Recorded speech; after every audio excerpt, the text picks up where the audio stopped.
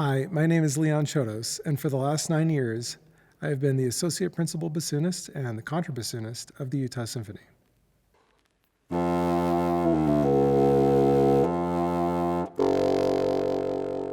So it's very odd having a person playing the contrabassoon. There aren't very many people who do it professionally. I got drawn to the contrabassoon after playing the bassoon, of course, because it's a relative instrument of the bassoon. But my whole story kind of progressed from one instrument to another to get to the contrabassoon. I started with piano. I think my mother wanted me to play some piano, so I took some piano lessons. I had a great teacher. She was a lot of fun, Jane Roselle, and she was the local bassoonist, a local bassoonist in a local symphony growing up that I got to go hear her play concerts. But she was my piano teacher, and I had a lot of fun doing piano, but I got kind of bored of it and ended up quitting. When it came time to pick instruments, my mother tells me I picked the flute because the flute was very small. And since my life goal in the 4th grade was to be an astronomer, if I picked the flute, I could take it with me into space. And that was great for a while, but I didn't really work very hard at the flute. It wasn't the most exciting instrument for me. When I got to high school, there were 30 flute players. My band director took us all aside at one point and said, "Hey, I've got 30 flute players. I don't have any oboists. I don't have any bassoonists, but I've got some instruments in the closet. Would anybody like to play?" And my hand shot right up. I wanted to play the bassoon. So I called up my old teacher and started taking lessons, but instead of on the piano, I started taking lessons on the bassoon. I loved playing bassoon. It was so much fun. I worked really hard at it, played in youth orchestra. When I got to college and started majoring in music, my teacher in college encouraged me to audition for a couple youth orchestras that were in the area that were mostly college students. So I got into the American Youth Symphony, and there were 4 of us in the bassoon section. I was going to be the bottom guy in the section because I was the youngest. And so the manager came up to us at one point and said, "Hey, we need somebody to play the contrabassoon. Does anybody want to play it?" And my hand shot right up. And so I ended up kind of by accident playing the contrabassoon.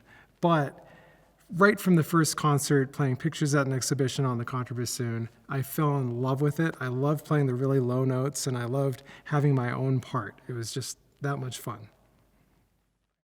So the contrabassoon has, I think, a somewhat unique role in the orchestra. You typically think of the second bassoon playing sort of the foundation, the bottom of the woodwinds, but the contrabassoon plays below that. So the contrabassoon sort of comes in and out of repertoire because it's such a low instrument. Some composers use it more, some composers didn't use it at all.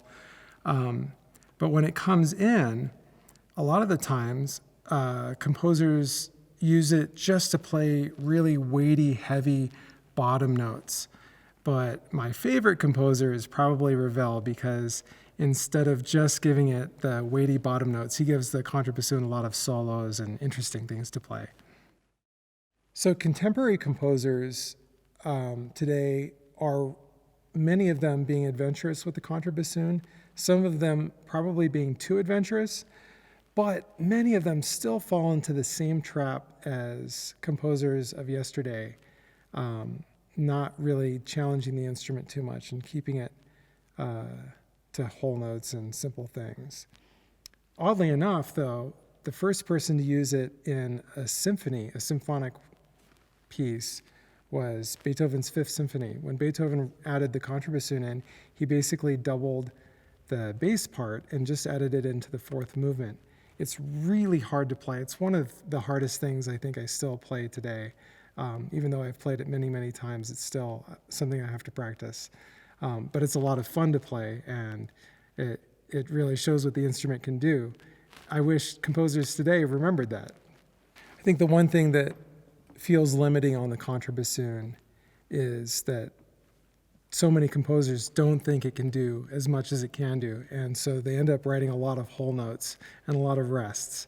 And I know it can do a lot more than that, and some composers do know it can do a lot more than that, so I get some exciting stuff sometimes.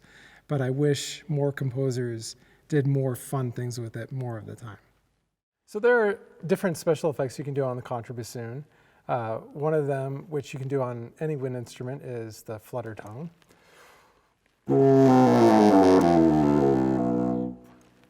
Another special effect is a multiphonic kind of sound that you can get by using an odd fingering.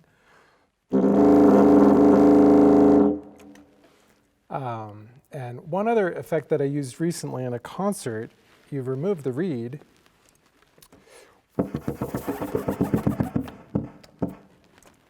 and just slap your tongue with the air.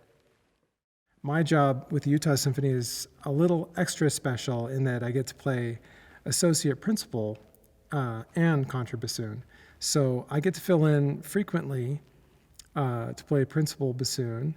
And what I love about it, what makes it really great, is that the first bassoon gets a lot of solos and does more of a leader type of role. The contrabassoon has those fewer moments when you have solos and leadership type roles. And what's great is that the experience can help, the first bassoon playing can really help the contrabassoon playing, and the contrabassoon playing can really help the first bassoon playing. So I love getting to do both of those things. Ravel wrote a suite called Mother Goose Suite. And in one of the movements, there's the Beauty and the Beast. The contrabassoon, of course, plays the Beast.